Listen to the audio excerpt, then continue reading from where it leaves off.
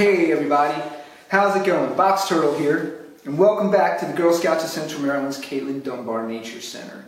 Today, we're going to talk about one of my favorite animals, and hopefully yours. We're going to talk about turtles. Turtles are actually, when I do my programs, are actually the animal I usually start off with, and that's because nobody runs away, because really nobody's afraid of turtles, because they figure they're slow and I can get away from them anyway. But this is the third talk that we've done on video, and today we're just getting to turtles. Okay, so turtles are amazing animals. Everybody can identify a turtle, no matter where they go in the world, or even if we were to go to another planet. You would be able to tell if an animal was a turtle or not. Okay, if we got on a spaceship, we fly to another planet. We see an animal walk by. How do we know if that animal is a turtle or not a turtle? Think about it. Some of you, at least some of you, are saying because it has a shell. A shell, yes. All turtles have a shell. And usually it's a hard shell. There are some turtle species here on Earth that have soft shells. In fact, one is actually native to Maryland.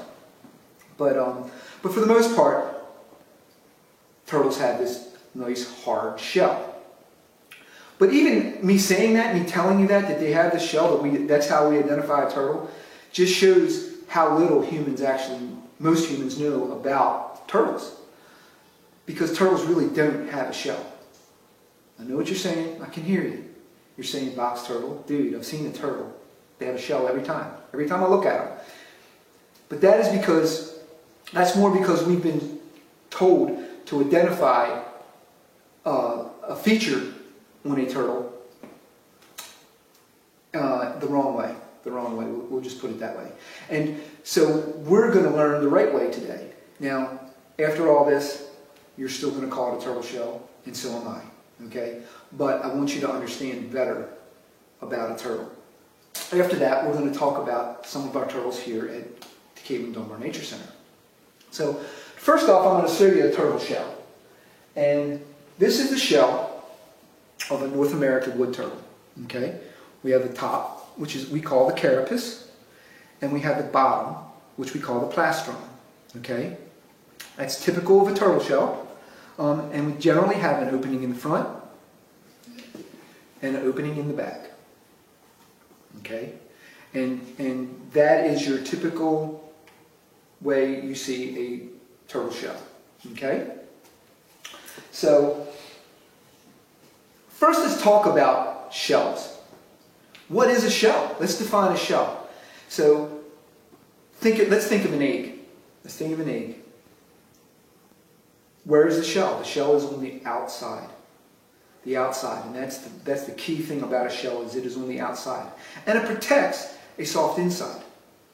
Okay? Now that egg might be protecting our tomorrow's breakfast. Okay? But it also might be protecting a baby bird. And that shell's job is to be hard and protect what is inside there. And when we look at a turtle, we see the same thing. But it really isn't. So let's talk about animals that do have shells. Let's think of an oyster or a clam. We have two halves of a shell, right? And the shell isn't really part of the animal. It's on the outside. The animal is actually inside that shell and is attached to it, but is inside. And we open both halves to see that animal or to eat that yummy animal. And that's a shell. Let's think of a snail. A snail is another mollusk that doesn't have a backbone or any bones in its body, but it has this shell on the outside that it can pull its body into and use that for protection. Crabs have shells, and that's a little different in that the crab actually has what we call an exoskeleton. The outside shell on a crab is what keeps its form, keeps it the shape the way it is. And at certain periods in the crab's life, that shell is soft and it is vulnerable to protection, and it has to recalcify that shell to get it hard again before it can be protected. But that is on the outside. That is an exoskeleton. We all know when we open up crabs, we're taking the top layer off, and to get at the meat and all that's inside, again, more shell. So that shell is there for protection as well. Insects are the same way. So all of these examples are shells that are on the outside. A hermit crab. Hermit crab's great. Hermit crabs actually have two shells. Hermit crabs have the exoskeleton in the front half of their body, and then they use a old snail's shell or something to protect the soft back end of their body. So these are all animals that have shells. How then is a turtle shell different? Well, I'm going to show you this turtle shell. And this is my much maligned, many times dropped, in fact we had to repair it this morning to be able to do this, turtle shell. This is the shell of a snapping turtle. And snapping turtles, the common snapping turtle, is the largest turtle in the state of Maryland, that it isn't a sea turtle. And they're very common. They're found almost everywhere. And they get big. They even can get bigger than this guy was. So it's a very large turtle. But this is its shell. And we're going to take a look inside this shell to show you exactly what it's made of. Okay?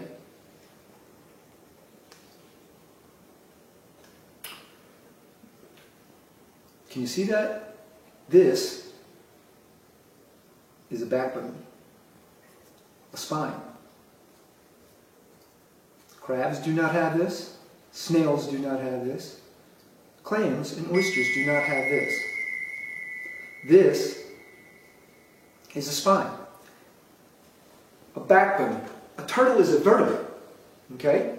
So just like us, we have backbones too. And to the side of each one of these vertebrae, we have other bones here. These are ribs, okay? Just like us. We have a backbone, and we have ribs that come around, okay? Very, very different from those other animals that we identified as having shells, okay? Now,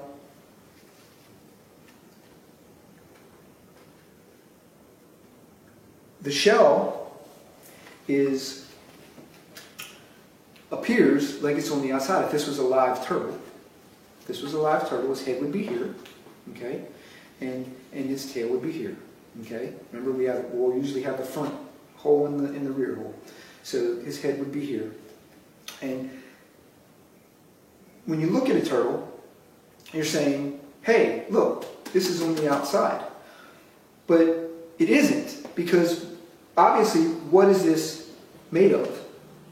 Bone, right? This is obviously made of bone. A crab shell is not bone. A oyster shell is not bone. And the turtle shell, what we call the turtle shell, is made obviously of bone. We got a backbone and ribs, just like ours. And where do bones belong? Bones belong inside the body. They need protection. Bone does not do well on the outside of the body. Okay? If you wake up tomorrow morning and one of your bones is on the outside of your body, you need to get help, because that's not good. Okay? Bones, that's not going to happen, by the way. Bone belongs inside the body. It needs protection. And what keeps our bones inside our body? Skin, right? Skin. Skin is an awesome thing. Something we almost always take for granted. Skin. It keeps everything inside in, and everything that needs to stay outside, it keeps it out. And bone needs that. Bone needs to be protected by skin, by flesh. So, if a turtle shell is made of bones, is it inside or outside? When you look at a turtle, do you think that thing we identify as a shell is on the inside or is it on the outside? Well, it's made of bone. So, again, is it inside or outside? It's inside. I can hear your doubts. I can hear you. You're saying, box turtle, it's on the outside, dude. I've seen them. But again, we gotta really identify what we're seeing. Okay? So, again, we'll talk about this turtle. His head is here. We're going to have to imagine his head is here. And we're going to imagine his tail is here. And the head is, of course, covered with skin. Because if it wasn't, that would be totally gross. So, but anyway, so the skin comes down the neck, right? And it would go across the shoulders here. And it would come down the legs. Correct? Yes. And this is where people get confused. Some people believe that the skin attaches here and stops. Okay? And it goes all the way around those holes in the front and in the back. And that we can see the flesh on this side and the flesh on this side. But that's where it is. And then everything else is just kind of rattling around inside a shell. And that's the wrong answer. Other people, especially people who love the cartoon Franklin, think that the turtle's skin goes underneath of this, and that we see it again out here, and that the turtle is kind of wearing like a suit of armor or something, and that he can come out and go as he pleases like a hermit crab.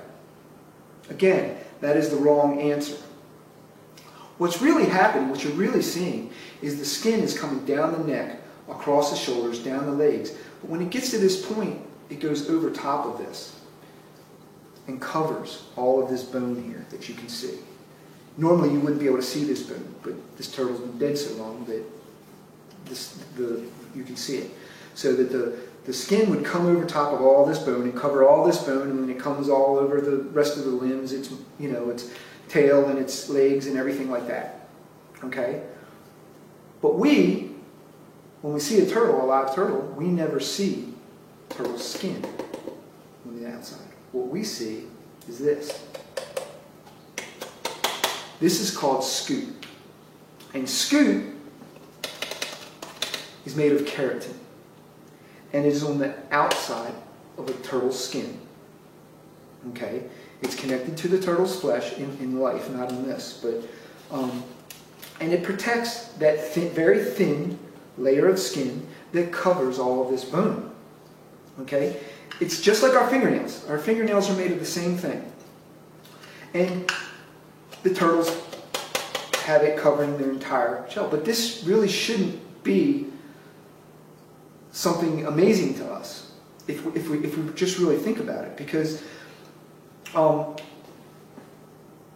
turtles come from what group of animals? Which group? Reptiles. That's right, reptiles. And what do all reptiles have on their skin? Scales. Exactly, scales. This is just a turtle's scales that are protecting his skin, just like any other reptile, any lizard, any crocodilian, any other reptile.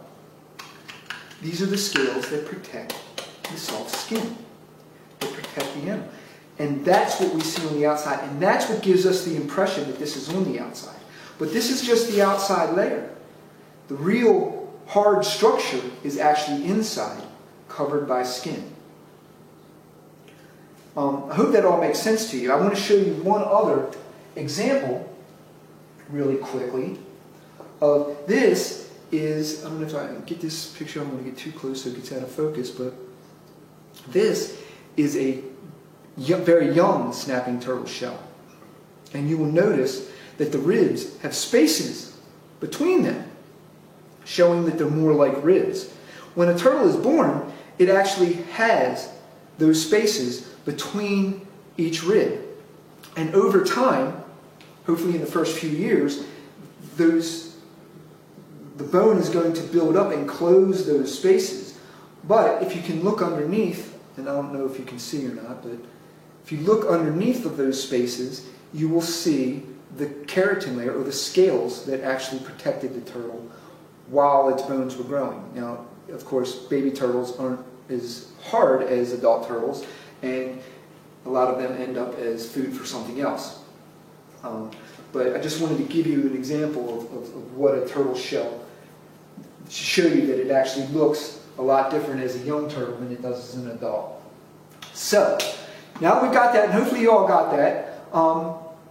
We're going to take a break here, and we're going to get out some of our turtles from the Nature Center, and we're going to go through each one and tell you some really special things about each one of our turtles. Thanks. Alright guys, and here we have Diamond. Are you ready for your close-up, Diamond? This is one of our female diamondback terrapins, and her name is Diamond. And a diamondback terrapin, as some of you may know, is the official state reptile of Maryland. And they're chosen as the official state reptile of Maryland because they live exclusively in Maryland in the Chesapeake Bay. Okay, this is a turtle that is adapted to living in the marshy areas around the Chesapeake Bay, estuaries. And the largest estuary in the United States is the Chesapeake Bay. So diamondback terrapins, different subspecies of diamondback terrapins can be found anywhere, all the way along the East Coast, around Florida, and along the Gulf Coast into Texas. Different subspecies of diamondback terrapins can be found. This is the species that we have in the Chesapeake Bay are northern diamondback terrapins, and Diamond is one of those. The northern diamondback terrapin lives in the Chesapeake Bay, and honestly, the most times I see a diamondback terrapin, if you're interested in all this passage, one of the best places to actually see diamondback terrapins in the wild is actually the back bays of Ocean City. You can definitely see them. They like to bask on top of the water, just in the sun, just floating in the water, and you can see them a lot of times. That's one of the best places that you can see them. But they live all throughout the bay, in the saltier portions of the bay. The diamondback terrapin, like I said, is our state reptile, and they are obviously an aquatic turtle. If you can see her feet, these very large webbed feet that allow her to swim, because if you live in the Chesapeake Bay, you're not going to get very far walking. You're going to have to swim. And so diamondback terrapins are definitely adapted to this swimming. And while they're swimming around in the Chesapeake Bay, they're always searching for food, because in nature, an animal has no idea when it's going to eat its meal next. It's going to eat its meal next the next time it spots a meal and chases it down and catches it. So diamondback terrapins are swimming around constantly, and first they'll bask in the morning to warm up, because they're reptiles. Once they're warm up, they're searching for food. And if you've ever been to the Nature Center, you can tell my turtles are always hungry, even if I fed them every day. So they're going to be looking for food. And diamondback terrapins are really cool in a way, because they eat a lot of things that actually you guys might like to eat too. Let's see. How many guys like to eat crabs? Yeah, I know. A lot of you, right? Exactly. How many guys like to eat shrimp? I hear you. Shrimp is good too. Now, shellfish like clams, oysters, scallops, mussels, I'm right there with you. How about snails? Oh, come on. Everybody loves snails, right? Everybody loves snails. It's my theory that snails are one of those things that prove that you can put enough garlic and butter on anything and get people to eat it. Okay? But a lot of people, a lot of cultures around the world do eat snails, and snails are nutritious. And diamondback terrapins know that for sure. So diamondback terrapins are eating all of these things. Snails and clams, shellfish. And now they're not eating the ones that we eat. They're not eating the big ones. They're eating much smaller ones. But they are eating those things. And do they eat fish? Maybe. If they can catch a fish, they'll certainly eat it. They'll probably eat a dead fish or a dying fish, of course. But most of the things they're going to eat are the things that we mentioned. And they're going to crush them up with these hard mouths that they have. They have very, very hard bites. They have to crack all the shells, and all those things that we mentioned have shells. And they're going to have to crack that shell to get to the meat, and they're going to eat it shell and all to do that. So those are the things that are on their diet. It's also important to know, and I should have mentioned this earlier, that why are they called terrapins and not diamondback turtles? Well, here in the United States, and it differs in different places in the world the way they use these terms, but here in the United States, you have three basic groups of turtle. Okay, they're all turtles, but we can identify that a little more. You have turtles, you have terrapins, and you have tortoises. Okay, so what are the differences between them things? In general, a tortoise is a land-dwelling herbivore turtle. Okay, land-dwelling herbivore turtle. A terrapin is a turtle, aquatic turtle, that lives in brackish water. Brackish water. What do we mean by brackish water? And the definition of this is very, very important. A lot of times when I ask this question, what do we mean by brackish water, I get an answer of a mixture between fresh water and salt water. And while technically that's true, I want to define that a little better. It's a mixture of fresh water and seawater. Seawater is a specific salt content. It's really, really salty. If any of you all been to the ocean, and I know you've done this, you've been to the ocean and you're standing there in the breakers, right? You're standing there in the waves and you're looking up at your family on the beach and you're going, hey guys, here I am having fun. Look at me, look at me, look at me. And you forget about the wave behind you? Yeah. Boom! Knocks you over in the water, you're spinning around there for a while, swallow a big gulp. Salty, right? Exactly. You all know what I'm talking about because you do it. I know it's been done. I still do it and I know it's coming. But anyway, very, very salty. Diamondback terrapins aren't going to live in that type of water. In fact, I just told you, Ocean City is a good place to see diamondback terrapins, but they're going to be in the bay. They're going to be on the bay side of Ocean City. And why is that? Well, because by the time that ocean water comes through the inlet and gets behind in that back bay, you've got fresh water from all different kinds of rivers coming into that same bay. So now that seawater is actually diluted and the salinity level is lower. It's still very high. It's still salt water. You're still not going to like the taste of it. But it is much lower salt where the diamondback terrapins can stand it. And then the Chesapeake Bay is the same way. The further you go up the Chesapeake Bay, the more fresh water there is. So even though brackish water is salty, is salt water, it's a mixture of fresh water and seawater. And that is where that mixture occurs in estuaries, and that is where we find diamondback terrapins. Now this is a full-grown female diamondback terrapin. I've never measured her length of her shell, but I'm guessing it's 8 or 9 inches. Okay, 8 or 9 inches this way. Full-grown female diamondback terrapin. So I get a lot of questions sometimes about how do you tell the difference between boy and girl turtles. Well, it's kind of different for each species, but there's a few rules we can apply to some. And with the diamondback terrapin, it's pretty simple. This is a full-grown female diamondback terrapin. Okay? I'm going to put her down for a little bit.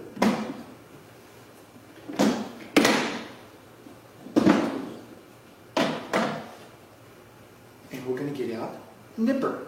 This is Nipper. And he deserves a close-up too. And he's named Nipper because he's very good at getting my fingers while I'm holding him up doing presentations. So we're going to be careful that that doesn't happen today. But anyway, this is Nipper. And Nipper is a full-grown male diamondback terrapin. Full-grown male. Maybe 5.5, 6 inches across. Full-grown male diamondback terrapin.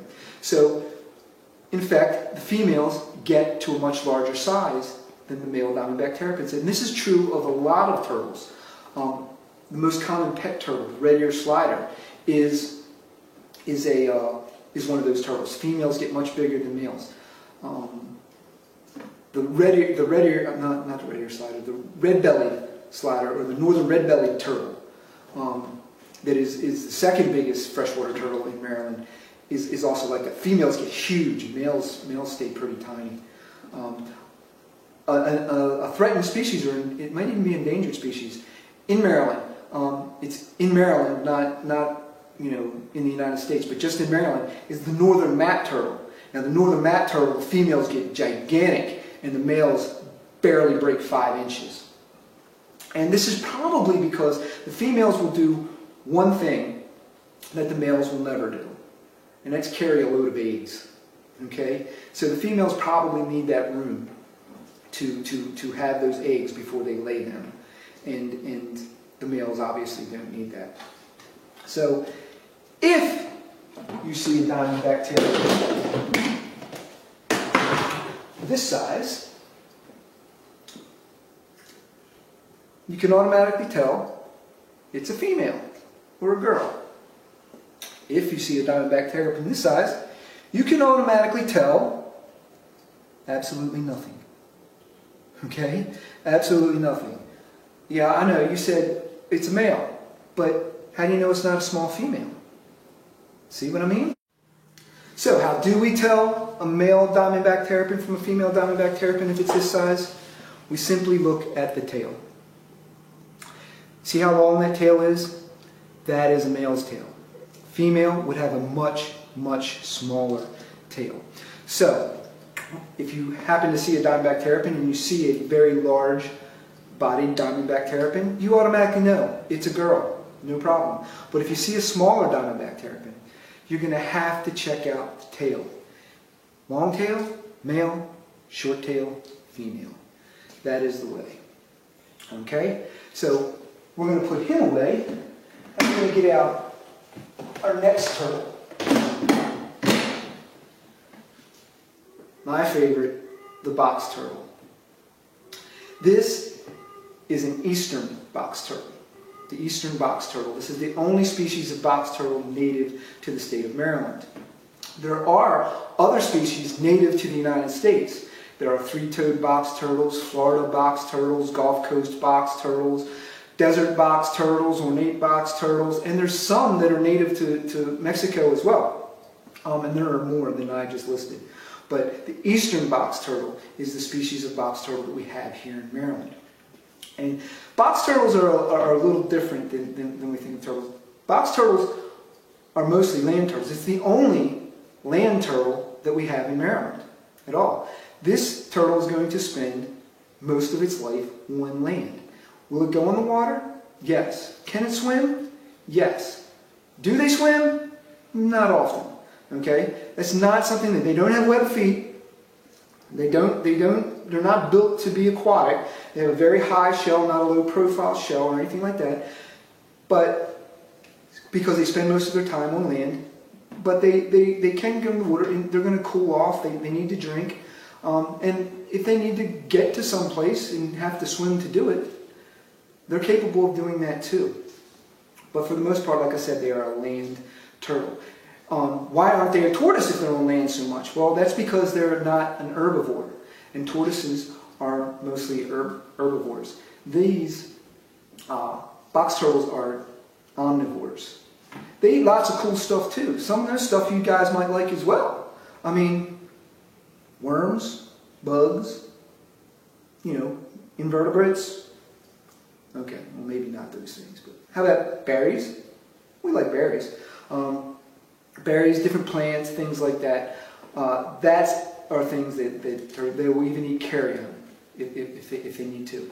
So, which is dead stuff. So they will eat all of these things. So they're, when you're as slow and plodding as a box turtle, you're going to eat things that you can catch. And if it's already dead, that means you can catch it easy. So, and berries obviously don't run away either. So, but that's the things that these turtles are going to eat in the wild. They're generally found in woodland areas. You're going to find them in areas where there's lots of wood, especially if woods associated with marshes or wettish areas, very moist areas. That's where box turtles are going to thrive. Now, we've had this box turtle for a while since he was a very, very young turtle. He was actually dropped off at the Nature Center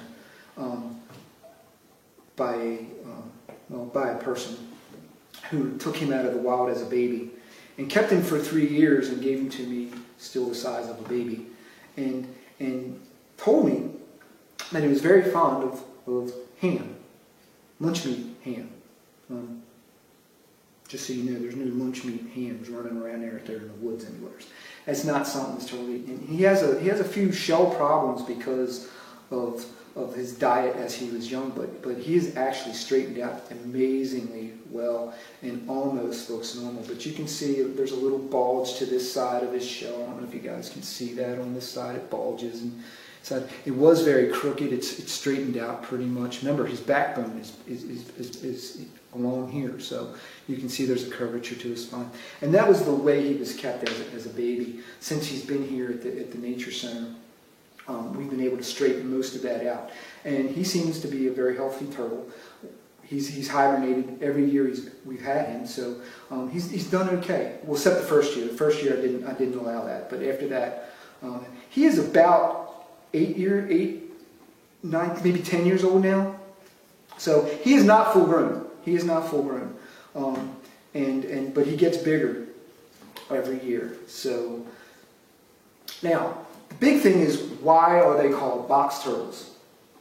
They're called box turtles because they can do something that no other turtle in the world can do. Only box turtles are able to do this.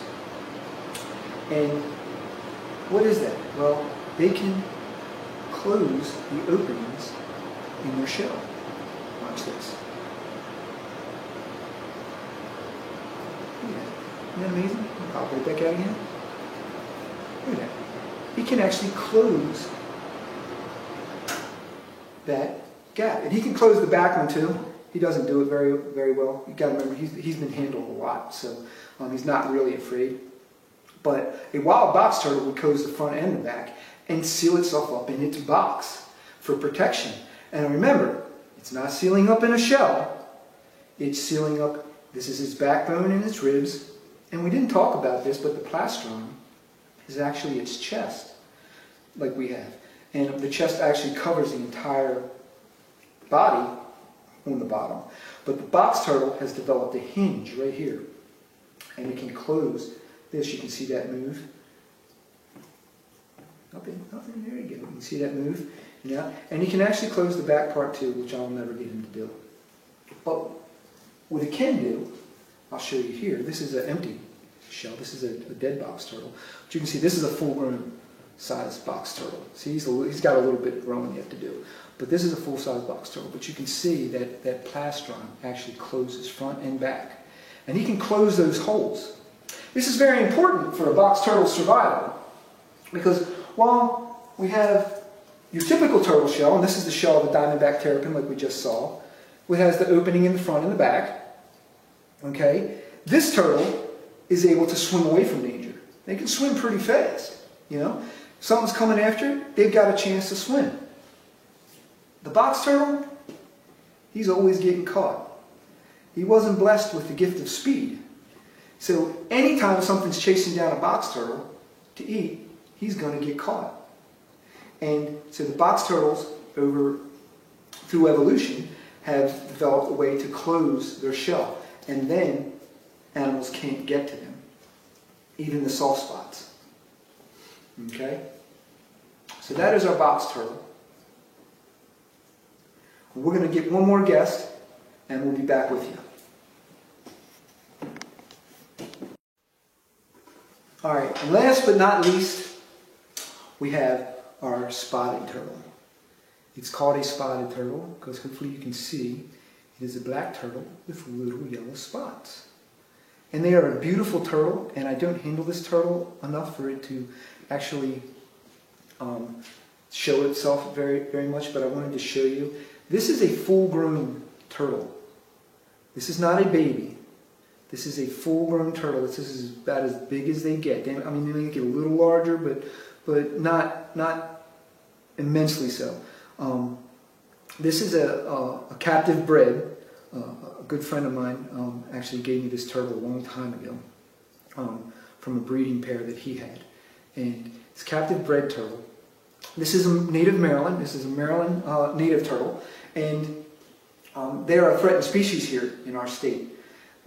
They're a threatened species in most places where they occur. Mostly because we destroy their habitat. This is a turtle that's going to live in very marshy, freshwater marsh areas. It's freshwater, very shallow water. Generally, a foot or so deep, foot or less deep. Very marshy type areas, and they're going to eat a lot of invertebrates. Insects, worms, snails, things like that. And we have two of these here at the Nature Center. One is a rescue who got in a fight with a raccoon and didn't make out so good, and then there's this one. Beautiful, beautiful, gorgeous turtle. I'm gonna try to show you the orange colors of its body, even though she won't come out. You can see that maybe that there's orange in there, so they have a lot of orange on their body. And again, their head is covered with these yellow spots to give their name, spotted turtle. And I'm told at one time, this was probably one of the most numerous turtles here on the East Coast. When people go through the diaries of colonists that were, originally came to the Americas from Europe, this turtle is mentioned a great number of times.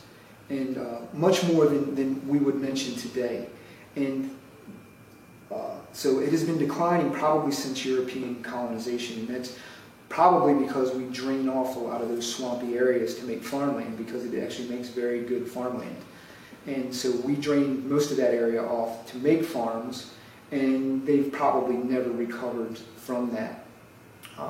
Now one of their biggest problems is the pet trade. And because they stay so small, and because they are so beautiful, they command a high price.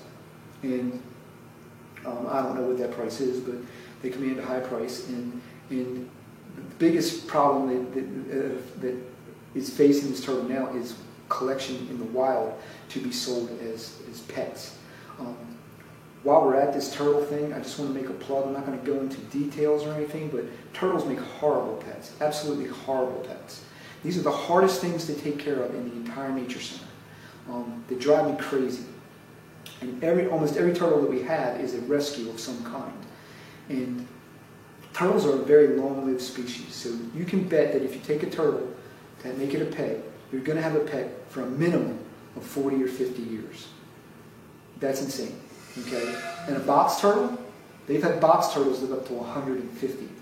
So you're not going to keep a pet for 150 years. So if you're thinking about a turtle for a pet, think again. They really don't make great pets. Okay? So I guess we're going to call it at this point. I want to thank you all again for spending this time with me. And again, like any other time, if you have any questions, feel free to email me at boxturtle@gscm.org, or I guess maybe you can even comment on this video, and I'll see if I can check the comments and get back to you with that. In the meantime, y'all stay safe, and we'll all get through this. And I look forward, next week, we're going to do something else. When I know what that is, I'll let you know. All right? Take it easy, guys. Bye.